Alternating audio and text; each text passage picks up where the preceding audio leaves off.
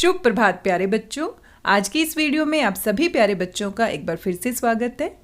आशा करती हूँ आप सभी अपने परिवार के साथ स्वस्थ हैं, सुरक्षित हैं और खुश होकर अपनी पढ़ाई कर रहे हैं। आज की इस वीडियो में हम पढ़ने वाले हैं हमारी हिंदी की कार्यपत्रिका 104 जो कि पाठ स्वतंत्रता की ओर से संबंधित है। स्वतंत्रता की ओर पाठ को हम अच्छे से पढ़ चुके हैं, समझ चुके हैं और आप सभी जानते हैं हमारा पाठ स्वतंत्रता की ओर महात्मा गांधी जी के जीवन से संबंधित है। प्यारे बच्चों, कार्यपत्रिका के प्रश्नों को हल करने से पहले ऊपर दी गई सभी जानकारी आपको अपनी हिंदी की कॉपी में सिर्फ और सिर्फ हिंदी में लिखनी है। सबसे ऊपर आप लिखेंगे हिंदी कार्यपत्रिका, क्रम संख्या 104, दिनांक आपका है 9/11/2020 यानी कि 9 नवंबर 2020, कक्षा 4 और साथ में सेक्शन को आप कैसे लिखेंगे, ABC सेक्शन की जगह आप लिखेंगे अ, ब या स। पाठ्य पुस्तक आपकी रिमझिम है। पाठ हमारा स्वतंत्रता की ओर है। विद्यार्थी का नाम यानी यहाँ पर आपको अपना नाम लिखना है। शिक्षक या शिक्षिका का नाम यानी यहाँ पर आपको अपने हिंदी के अध्यापक या हिंदी की अध्यापिका का नाम लिखना है। ये सभी जानकारी आपको सबसे पहले अपनी हिंदी की कॉपी में ऊपर लिखनी है और आप सभी जानते हैं सिर्फ और सिर्फ हिंदी भाषा का प्रयोग करना है। आपने दिनांक की जगह डेट नहीं लिखना है, आपने कार्यपत्रिका की जगह वर्कशीट नहीं लिखना है और अपनी पूरी जानकारी को आपने हिंदी में लिखना है। आइए शुरू करते हैं आज की कार्यपत्रिका।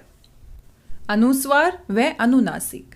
प्यारे बच्चों, आपने पाठ स्वतंत्रता की ओर को अच्छे से पढ़ा होगा। आइए पाठ में आए कुछ शब्दों पर ध्यान देते हैं, जैसे स्वतंत्रता, गांधी, बिंदा, हंसा, फूंक आदि। प्यारे बच्चों, आज की इस कार्यपत्रिका में हम अनुस्वार और अनुनासिक के बारे में चर्चा कर रहे हैं।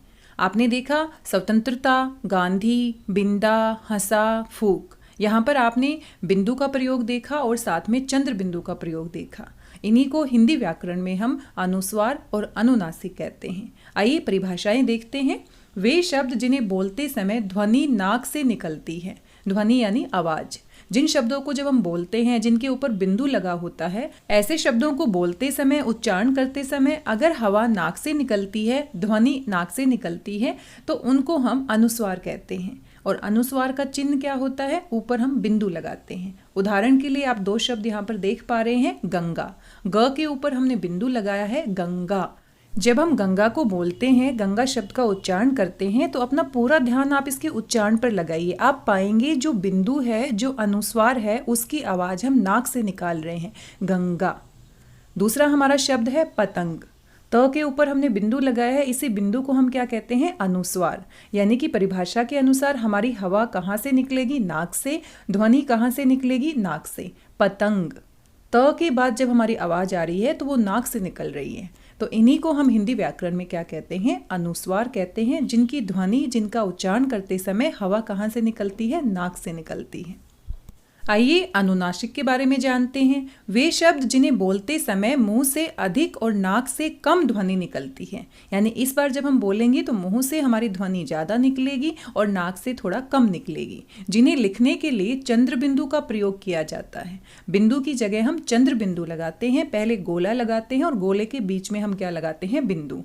अनुनासिक शब्द कहलाते हैं, जैसे चांद, गाँव, सांप आदि।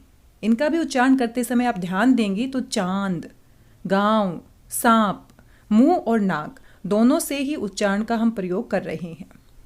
ध्वनि मुंह से ज़्यादा निकल रही है और नाक से कम निकल रही है। इन्हीं को हम क्या कहते हैं, अनुनासिक शब्द कहते हैं। जिनके ऊपर चंद्र बिंदु लगा होता है वो अनुनासिक होते हैं। जिनके ऊपर सिर्फ बिंदु लगा होता है उनको हम क्या कहते हैं, अनुस्वार कहते हैं। आइए अनुस्वार व अनुनासिक के बारे में जानने के बाद इससे संबंधित कुछ प्रश्नों का अभ्यास करते हैं। सबसे पहला प्रश्न आपसे पूछा गया है, निम्नलिखित शब्दों को पहचानकर नीचे दी गई तालिका में सही स्थान पर लिखिए। यहाँ पर 2 कॉलम बनाए गए हैं, आप देख सकते हैं, अनुस्वार वाले शब्द, अनुनासिक वाले शब्द, और ऊपर जिनमें पीला रंग किया गया है वहाँ पर कुछ शब्द दिए गए हैं। इन शब्दों को आप ध्यान से देखिए। परिभाषा में अभी अभी आपने पढ़ा है, अनुस्वार का चिन्ह क्या होता है, बिंदु, और अनुनासिक का चिन्ह क्या होता है, चंद्र बिंदु।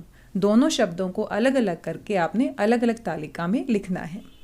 प्यारे बच्चों, बड़ा ही आसान प्रश्न है, आप अच्छे से अलग अलग कर सकते हैं। आपको पता है बिंदु क्या होता है, अनुस्वार का चिन्ह होता है। तो यहाँ पर हम देख पा रहे हैं बंद गोभी, स्वतंत्रता, झंडा और पसंद।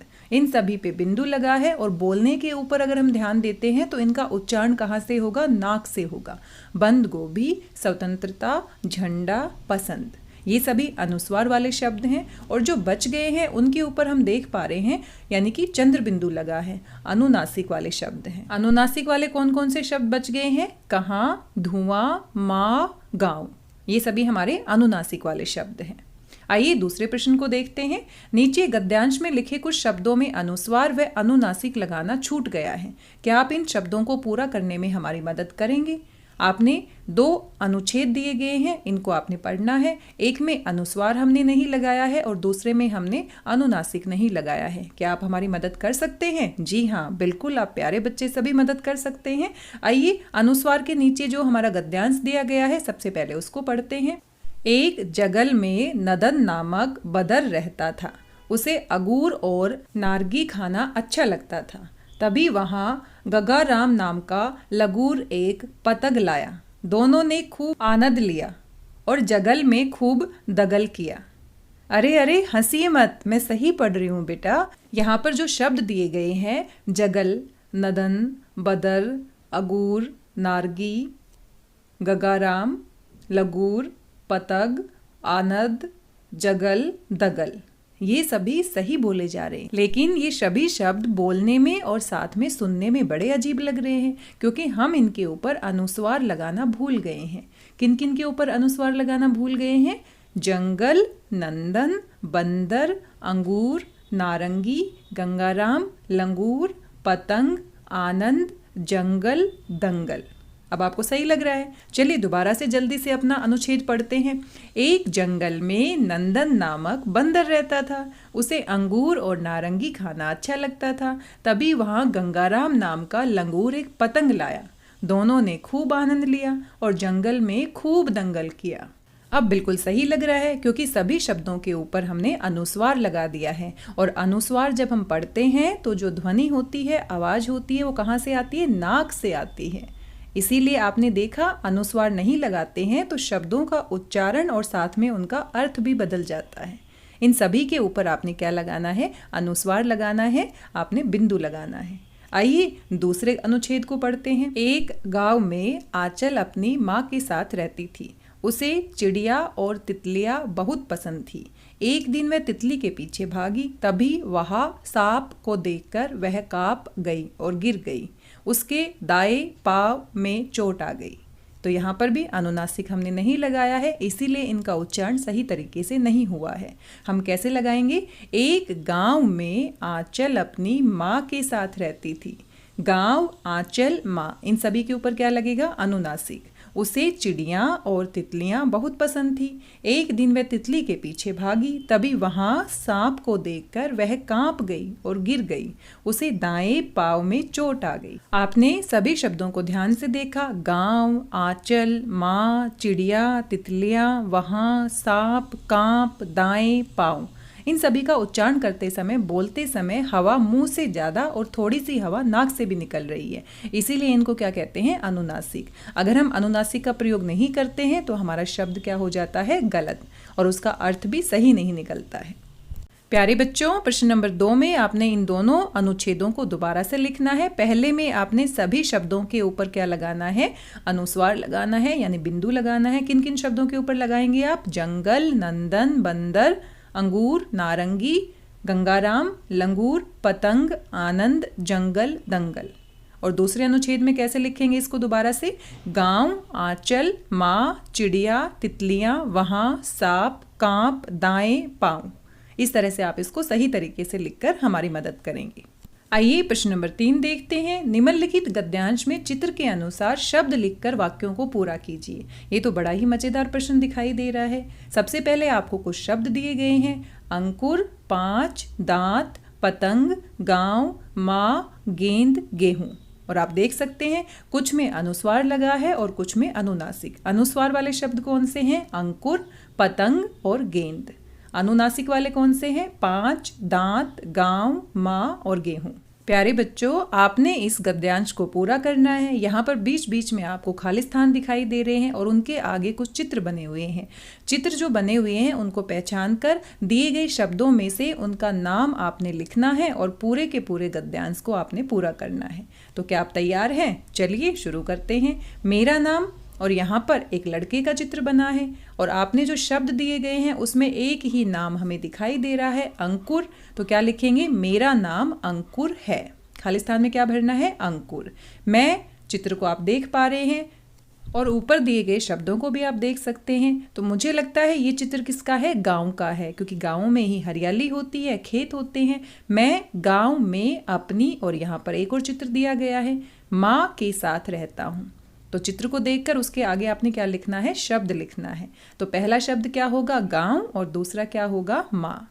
हमारा, खाली स्थान, आप देख सकते हैं ये क्या दिखाई दे रहा है? ये तो मुझे गेहूं की बालियां जैसी लग रही है। कैसे लिखेंगे? हमारा गेहूं का खेत है।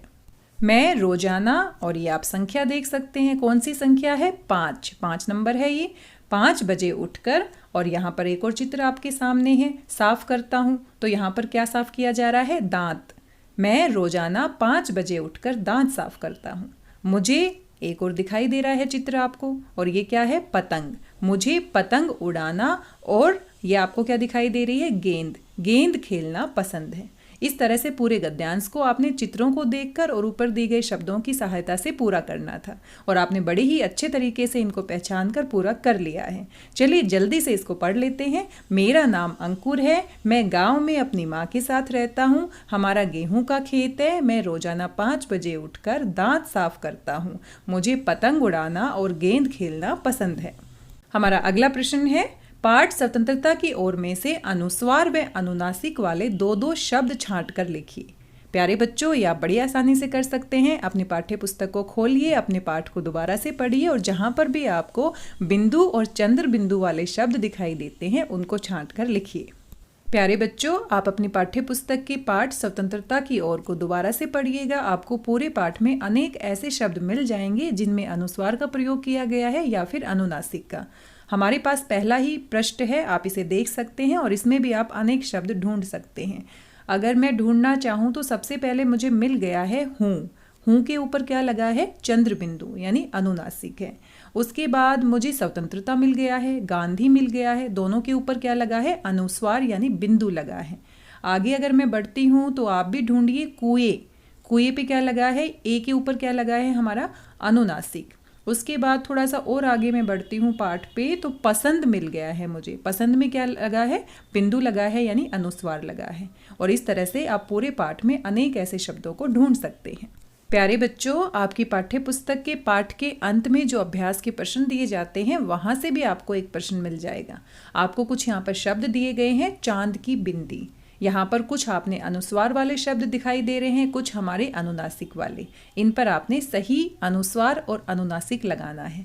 धुआं, कुआं, फूक, कहाँ, बांध, माँ, गांव, ये सभी कैसे हैं? अनुनासिक वाले शब्द हैं। और स्वतंत्र, बंद गोभी, इंतजार, पसंद, ये हमारे किस वाले हैं? अनुस्वार वाले हैं। तो इस प्रश्न को भी आप देख सकते हैं। आशा करती हूँ अनुस्वार और अनुनासिक वाले शब्दों के बारे में आपको जानकारी मिली होगी। अनुस्वार कहाँ से बोले जाते हैं? नाक से बोले जाते हैं। और अनुनासिक कहाँ से बोले जाते हैं? मुंह और नाक दोनों से बोले जाते हैं, और इनका बहुत महत्व है। अगर हम शुद्ध शब्द लिखना चाहते हैं तो हमें पहचानना होगा किस में हम अनुस्वार लगाएंगे और किस में हम अनुनासिक लगाएंगे। आपके अभिभावकों के लिए यानी माता पिता के लिए सुझाव दिए गए हैं। बच्चों से कहें कि वे घर में ऐसे सामानों की सूची बनाएं जिनके नाम में अनुस्वार और अनुनासिक का प्रयोग होता है। प्यारे बच्चों, आप अपने घर में बहुत सारा सामान देखते हैं। सामान में उनके नाम को ढूंढिए जिनमें अनुस्वार लगाते हैं हम या फिर अनुनासिक लगाते हैं। जैसे कि कंघी आप करते हैं तो कंघी में क्या लगेगा? बिंदु यानी कि अनुस्वार लगेगा। दांत साफ करते हैं तो दांत में क्या लगेगा? अनुनासिक लगेगा। पंखा आपके घर में होता है तो प के ऊपर क्या लगा है? बिंदु यानी अनुस्वार। ऐसे ही और भी वस्तुओं को आप देखिए और आप पता लगाइए किस में हम अनुस्वार का प्रयोग कर रहे हैं और किस में हम अनुनासिक का प्रयोग कर रहे हैं। ये आपका गृह कार्य है और आप अपनी कॉपी में सबसे नीचे ऐसे शब्दों के बारे में लिखकर मुझे जरूर भेजें। कोविड-19 के दौरान अपेक्षित व्यवहार सभी अच्छे से जानते हैं। अपने हाथों को साबुन व पानी से नियमित रूप से धोना है, रोगाणुओं से मुक्त रखना है और साथ में हमें अपने परिवार को, आसपास के लोगों को इन सभी नियमों के बारे में बताना है और इन सभी नियमों का पालन करना है। जब तक इस बीमारी की कोई दवाई नहीं होती, कोई पक्का इलाज नहीं मिल जाता, तब तक हमें सभी नियमों का पालन करना है और अपने परिवार को, आसपास के लोगों को बचाए रखना है। आज के इस वीडियो में बस इतना ही। आशा करती हूँ आपको सभी प्रश्न समझ में आए होंगे। सभी प्रश्नों के उत्तर साफ साफ शुद्ध लिखाई में लिखकर आप मेरे पास जरूर भेजिएगा। मिलते हैं अगले वीडियो में एक नई कार्यपत्रिका के साथ। तब तक स्वस्थ रहिए, व्यस्त रहिए, मस्त रहिए, खुश होके पढ़ते रहिए और हाँ, हाथ धोना ना भूलें और बिना किसी जरूरी काम के घर से बाहर ना निकले। मिलते हैं अगले वीडियो में। धन्यवाद, बहुत बहुत धन्यवाद।